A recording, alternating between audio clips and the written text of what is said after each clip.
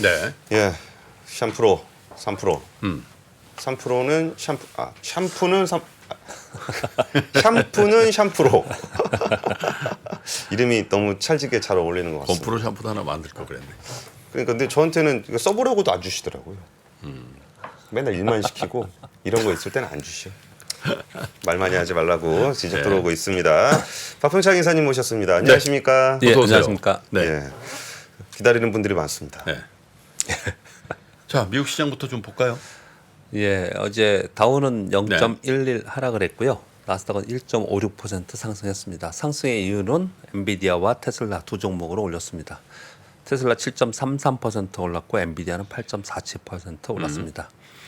달러인더스가 103.2, 10년 만기 국채 수익률이 4.34, 2년 만기 국채 수익률이 5%. 좋을 일이 없죠 지금 이게. 패시브는 악재가 전반적으로 지금 시장을 짓누르고 있는 그런 상황입니다. 네. 그런데 올랐어요. 예, 이유가 뭘까요? 이런 걸 설명하시기도 어렵지 않으세요? 어제 설명을 다 드렸었는데 차트 이렇게 보면서 일단 3주 연속 하락을 했고 주도 종목이 단기 낙폭이 강했고 이번 주에 엔비디아 실적 발표에 네. 기대감이 있는 상황이고 오른다면 얘들이 오르겠죠. 그래서 이들이 올라야지만 또 우리 시장도 안정화된다 이런 설명을 좀 드렸습니다. 예. 그 종목들 몇 개 종목만 가지고 오른 거예요. 단기 낙폭이 큰 빅테크의 급반등이 있었고요. 이것은 옵션 만기일이 지난주 금요일 날 있었는데 그 이후에 수급에 변화가 생긴 거고요.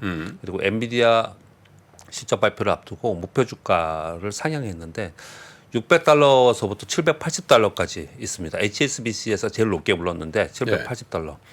지금 469달러인가요?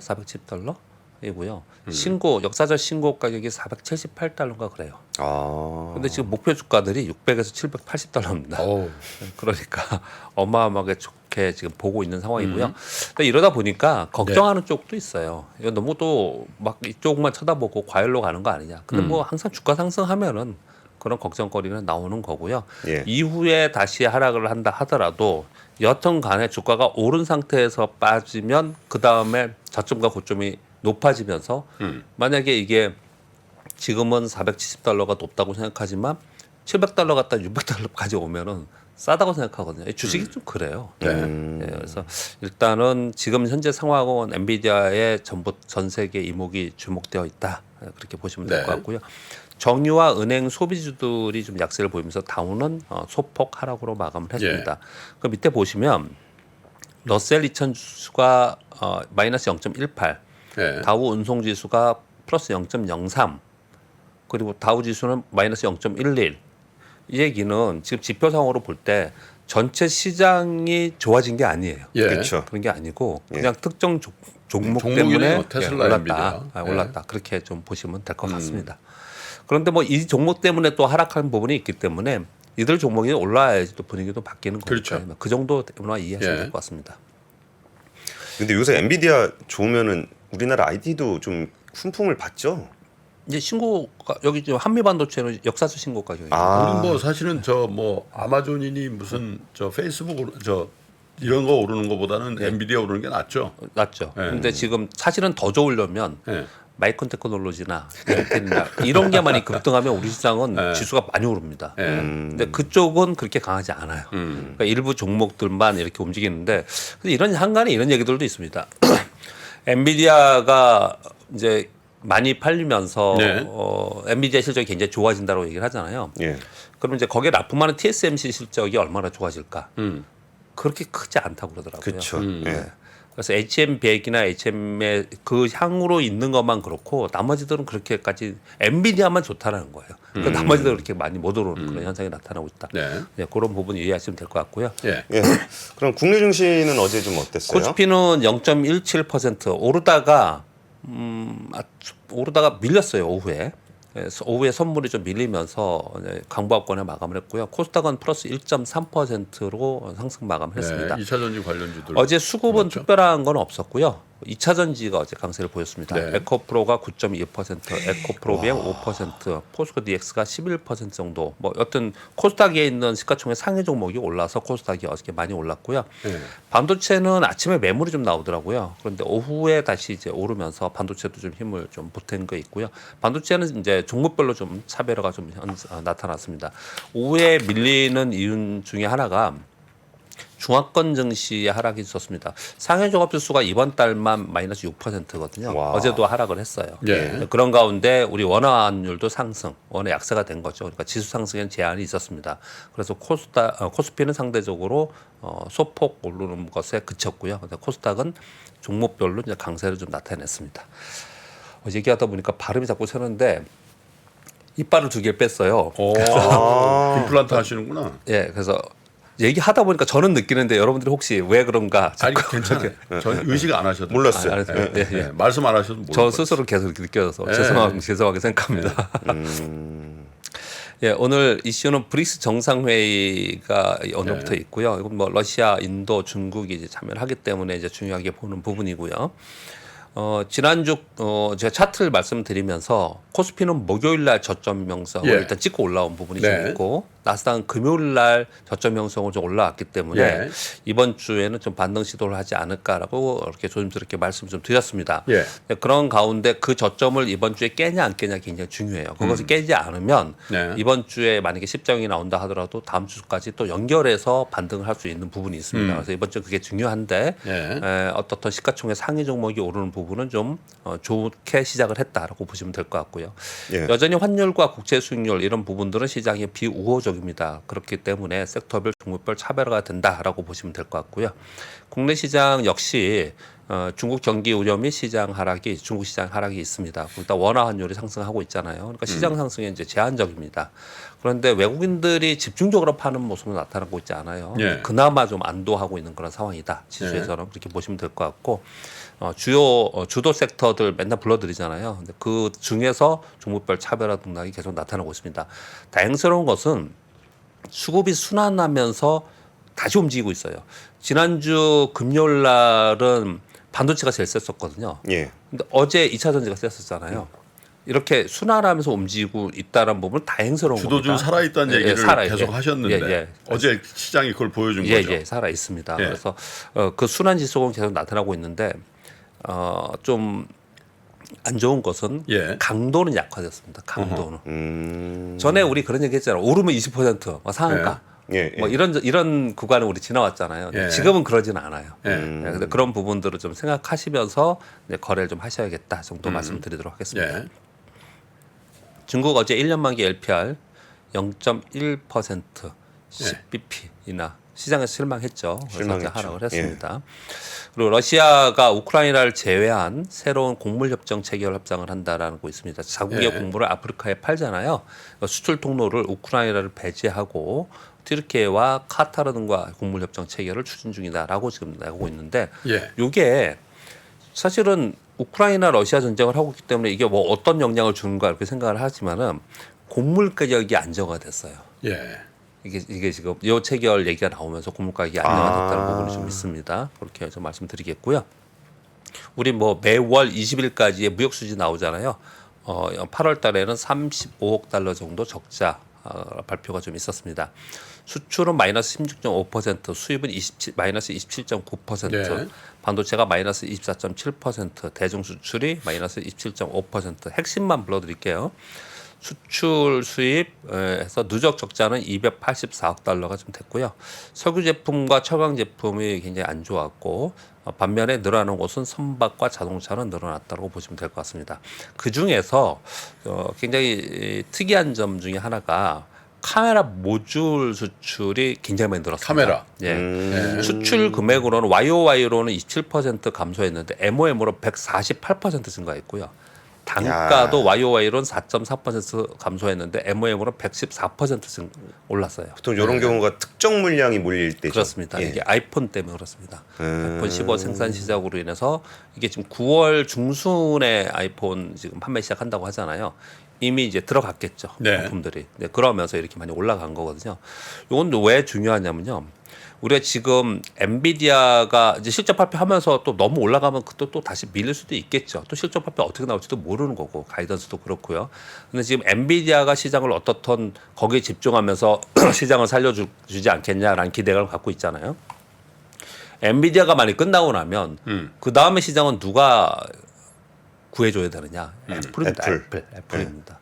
그래서 9월에 애플이 9월 중순에 아이폰 15 생산이 있기 때문에 판매가 있기 때문에 그때 그 지표에 따라서 시장은 또 다 많이 달라질 거거든요.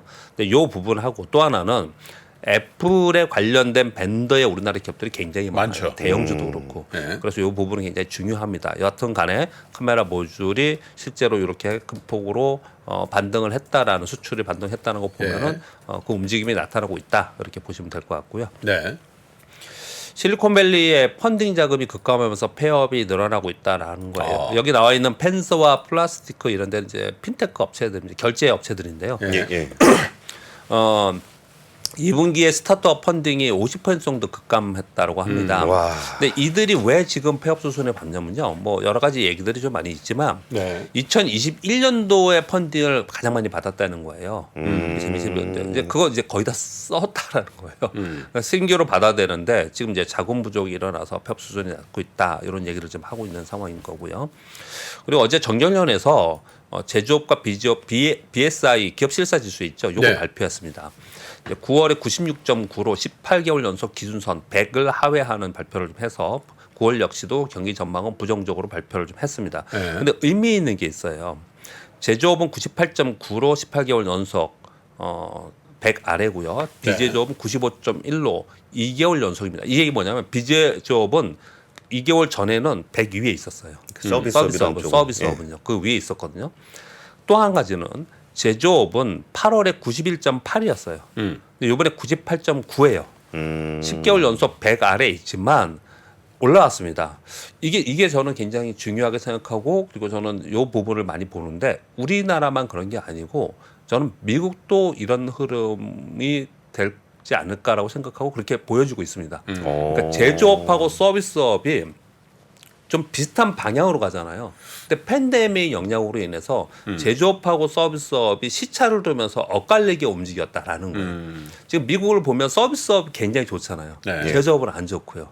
근데 앞으로 시간이 흘러가면서 서비스업 쪽은 좀 이렇게 좀 다운되고 제조업이 밑에서부터 터닝하면서 그래야지만 이번에 경기가 침체 또는 위기로 가지 않고 터닝할 수 있는 부분이거든요. 이 부분을 살펴보는 게 굉장히 중요한데 미국은 다행히 그런 부분을 좀 가고 있다라고 많이 해석을 하는 것 같아요. 네. 지금 그렇게 보고 있는 것 같아요. 우리나라도 지금 그런 흐름이 실제로 보면 이렇게 나타나고 있다라는 것을 말씀을 드리겠고요. 여기 보시면 기준선이 100입니다. 예. 일반 정밀기계, 자동차 운송 장비, 전자통신 장비, 반도체가 여기 들어가 있는데 이건 딱 100이에요. 여기 이제 100에 걸려 있고요. 그 밑에 석유 정제 화학, 비금속 소재, 금속 제품, 의약품, 섬유 의복 이런 데는 100 아래 굉장히 낮죠. 섬유 의복 같은 게 굉장히 낮죠. 예. 그러니까 점차적으로 이쪽은 좀 낮아지고 있는 그런 상황이 있고 그리고 올라오는 쪽이 좀 이렇게 변하고 있다라는 부분들이 굉장히 중요한 이번에 발표의 포인트가 아니었나 저는 그렇게 생각을 좀 하고 그러네요. 있습니다.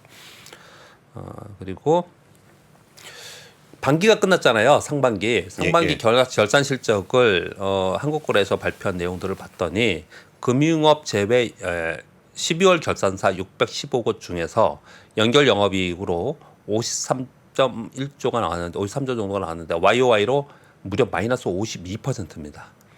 순이익이 반도체 빼줘야 37조인데 되는 거 아니에요? 여기서 반도체 빼면은 네. 51%가 그래요.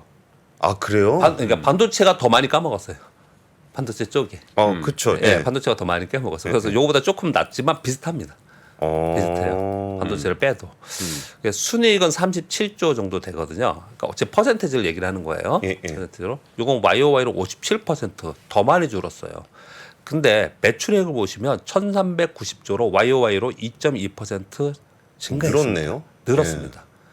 왜 그러냐? 요 보시면 빨간 표시로 해놓은 영업이익률이 3.82%. 전년 동기가 4.4%였어요.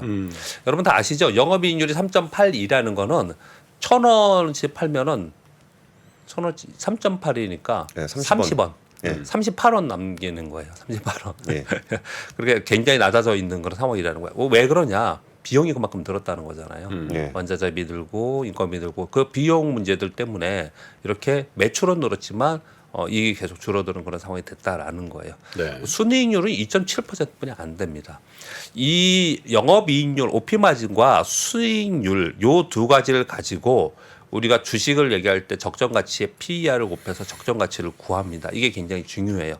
그래 참고로 좀 말씀 좀 드리면 약간 시간이 있으니까요. 이 질문을 제일 많이 하시거든요. PER을 도대체 뭘로 해야 되느냐? 우리나라 전체 시장의 PER 10배 뭐 이렇게 얘기를 하잖아요. 예, 예. PBR 1배, 뭐 저점은 0.8배라고 그러고 올라가면 13배면 너무 높다 그러고 이런 얘기 많이 하잖아요. 누가 정해놓은 건 아니잖아요. 그렇죠. 미국은 18배인데 괜찮다 그러잖아요. 뭐 그렇게도 얘기를 많이 하지 않습니까? 또 한 가지는 뭐냐면 섹터별로 전부 다 다른 거예요. 어떤 그렇죠. 섹터는 영업이익을 갖고 OP를 가지고 곱하기 멀티플을 하고 어떤 데는 순이익 갖고 하고 어떤 데는 영업이익 순이익 필요 없어 매출만 늘면 돼 이렇게 해석을 하거든요. 그렇죠. 그 전부 다 달라요. 그 부분 잠깐만 말씀을 드리면 성장주 있잖아요. 예, 예. 성장 이제 신기술을 내 가지고 성장하는데 이런 데는 이익이 중요하지 않고 얼마나 그게 상용화돼서 많이 팔리냐를 따져요. 성장주들은 그렇게 많이 따지고요. 그리고 성장주 중에서도 어느 정도 좀 안정화되어 있는 쪽은 영업이익률을 가지고 따집니다. 영업이익률. 근데 성장률이 높을수록 멀티플을 높게 주는 거죠. 네. 영업이익 곱하기 멀티플을 높게 주는 거죠. 주로 어디냐면은 뭐 로봇이니 반도체니 뭐 이런 데들은 영업이익이 얼마큼 나느냐. 이걸 굉장히 중요하게 생각을 해요. 왜냐하면 비용이 다른 쪽에서 순이익단에서 다른 나간들이 있기 때문에 이제 그렇게 얘기를 하는 것 같아요. 어떻든 간에 순이익을 가지고 많이 이제 곱하기 멀티플을 하는데 성장주 쪽에서는 영업이익이 얼마큼 나느냐, 영업이익률이 얼마냐 굉장히 중요하게 생각하거든요. 예. 뭐 잘 아시다시피 자동차나 이런 데는 OP 마진이 뭐 5%. 뭐 0.5%막 이런 데도 있잖아요. 그쵸. 굉장히 낮은 데들이 굉장히 많아요. 근데 그런 데들은 당연히 PER을 낮게 주는 거고 영업이익률이 높은 데는 더 높게 주는 거고 그 차이 전부 다 다르게 주고 있다라는 것을 좀 여러분들 아셔야 될 것 같고요. 그리고 또 한 가지는 하나만 더 말씀을 드리면 전통적인 장치 산업들 있잖아요. 굴뚝 산업들. 그런데 어딜까요? 우리 음식료인데 농심, 롯데칠성 얼마나 우량한 회사입니다. 그런 회사. 그렇죠. 근데 그런 회사들은 영업이익, 뭐 매출 이런 거 갖고 오지 않아요. 순이익이 얼마냐 가지고 계산합니다. 순이익을 가지고. 성숙된 산업들. 예, 성숙 기업들은. 그러니까 이게 피터 린치가 얘기하는 지형을 얘기를 할 때 거친 지형 그리고 약간 거친 지형 그리고 안전한 지형 이렇게 표현을 하거든요. 근데 기업들도 거친 지역에 있는 기업이 있고 또 안전한 지형에 있는 기업들이 있는데 거기에 따라서 영업 이익률이 다 다르고 그리고 멀티플이 전부 다 달라야 된다 이렇게 표현을 하거든요. 근데 이 질문을 굉장히 많이 받기 때문에 아침 시간이지만 잠깐 그래요. 설명을 좀 공부가 드렸습니다. 됐습니다. 예, 그렇게 좀 말씀을 좀 드리겠고요. 예, 예. 다음 그래서 뉴스는 삼성전자가 낸드플래시 연말에 적정 재고 수준에 맞출 것이라는 이제 발표가 있었고요. 네. 연말 재고 정상화를 위해서 생산 계획을 수립했다. 이거 얼마 전에 말씀을 드렸습니다. 비동기식이라고 했는가요? 뭐 그래서 공장은 도는데 웨이퍼를 얹지 않는 거, 제품을 만들어내지 않는 거. 이걸 통해서 연말 되면은 지금 최근에 재고 일수가 최고 28주까지 지금 재고 수량이 있었는데 지금 최근에 한 18주까지 내려왔다고 해요. 이걸 6주에서 8주로 정상에 맞출 것이라고 얘기를 하고 있습니다. 이 얘기 뭐냐면 그만큼 감산하겠다는 얘기예요. 그쵸. 이런 발표가 있었다는 내용을 말씀드리겠고요. SK 하이닉스가 요걸 아까 뉴스 전해주시던데요. 세계 최고 성능 HBM3E 지금 HBM3예요. 3 지금 3E라서 다른 거 하나를 또 개발에 성공했다. 그래서 엔비디아의 제품 성능 검증 절차를 위해서 샘플을 공급했다. 이렇게 얘기를 좀 하고 있고요. SK 하이닉스의 디램 상품기획 담당 부사장이 이런 표현을 썼습니다. 고부가 제품의 HBM 공급 비중이 계속 높아져 경영 실적 반등 흐름에 가속화될 것. SK 하이닉스를 제가 설명드리는 게 아니고 이 섹터를 설명드리기 위해서 이렇게 말씀드렸습니다. 그리고 LG에너 솔루션 권 부회장님 이제 잘 아시죠? 토요타에 배터리 공급하고 있냐라는 질문을 이제 기자들이 했어요. 여전히 공급 중이고요. 중국 화유 코발트와 폐배터리 합작사 설립에 미국의 IRA에 맞춰서 대응을 잘 하고 있다. 이런 얘기를 지금 하고 있는 상황이에요. 이게 지금 2차 전지하는 사람들이 좀 걱정거리였나 봐요. 그래서 이 부분에 대해서 발표가 있었고요. 더불어서 어떤 얘기가 있었냐면 LG는 솔루션의 후방에 그 생태계들이 있었을 거 아니에요. 그 벤더들이 쭉 있었을 거 아닙니까? 예, 예. 요번에 뭐 재편할 거라는 얘기들이 좀 있어요. 그래서 향후에 이 부분도 잠깐 부연설명을 드리면 지금 공장을 막 짓고 있잖아요. 소재 공장도 많이 짓고 있고 그리고 배터리 공장을 지금 전 세계 해외에 막 짓고 있잖아요. 예, 예. 근데 그 공장을 짓는다 그러면 맨 처음에 땅부터 사지 않습니까? 당연히. 그리고 공장에 건설 들어갈 거고요. 예. 그리고 나서 장비 부품이 들어가거든요. 그래서 우리나라의 이쪽에 있는 장비 부품은 실제로 이익과 연결되거나 호황을 누리지 못했어요. 그냥 거의 대부분 소재만 계속 이랬던 거예요. 그렇죠. 예, 그래서 이 부분에서 향후에는 굉장히 관심을 많이 갖고 있거든요. 그런데 그런 가운데 이제 장비업체 중심으로 협력사 재편할 것이라는 이제 뉴스가 나와 있기 때문에 다시 한번 이쪽을 보시는 분들은 체크할 필요가 있지 않나라고 네. 생각합니다.